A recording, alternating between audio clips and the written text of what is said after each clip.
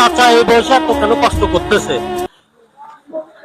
এ হঠাৎ এরকম হয়েছে বুঝছেন, সবসময় মসজিদে থাকতো, বড় বড় মসজিদে চলে যেত, ওখানে নামাজ কালমা পড়ি আইতো, হুজুরা কি কইতো আমার আইয়া বুঝাইতো বুঝছেন। আমি তো আর আরবি পড়ি নাই, মানে এর থেকে আমি শিখি শিখি আমি এখন মানে নামাজ কালমা পড়ি।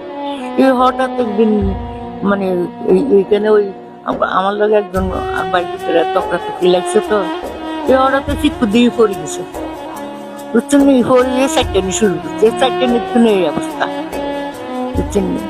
এখন কিচ্ছু করার জানাই, বেশি অতিরিক্ত দালান দালাইতে আমিও লড়তে পারি না, দাঁড়াতে পারি না, হাঁটতাম পারি না। জীবনে এরম না কি আমার কেউ জন্য না হয় আর কোনোদিন।